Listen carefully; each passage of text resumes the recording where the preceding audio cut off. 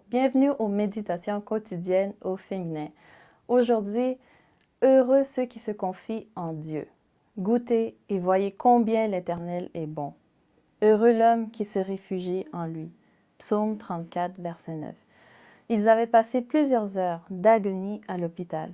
Le diagnostic était cruel. La petite fille se mourait. Les parents restèrent plongés dans le désespoir jusqu'à ce qu'ils fassent la connaissance d'un couple chrétien, des professionnels de la santé. Le faible espoir qu'ils abritaient encore grandit en sachant que Dieu pouvait, comme dans le passé, accomplir un miracle. Et il en fut ainsi. L'opération tentée réussit et la fille fut sauvée. Te souviens-tu de ce père qui, passant par des circonstances similaires, se jeta aux pieds de Jésus et le supplia de sauver la vie de sa fille? Je crois que les moments les plus difficiles à vivre sont ceux où nos enfants sont malades sans que nous ne puissions rien faire pour les aider.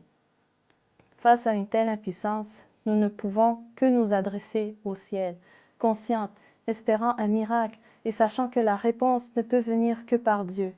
Jairus, comme n'importe laquelle d'entre nous, rechercha l'aide d'un professionnel, mais il comprit vite qu'il lui fallait un autre genre d'intervention pour que sa fille guérisse. C'est ainsi qu'il se mit à la recherche de Jésus. Il m'est arrivé de penser, si Jésus était aujourd'hui sur la terre, partirais-je à sa recherche pour qu'il guérisse ceux qui me sont chers? Avant de quitter cette terre, il prononça ces mots, « Et voici, je suis avec vous tous les jours, jusqu'à la fin du monde. » Matthieu 28, verset 20. Pourquoi n'accourons-nous pas à lui quand surviennent les moments difficiles? Peut-être avez-vous déjà passé des nuits d'angoisse et avez-vous dû aller à l'hôpital avec votre petit enfant brûlant de fièvre dans vos bras? Vous savez qu'une fièvre aussi élevée pourrait avoir des conséquences irréparables.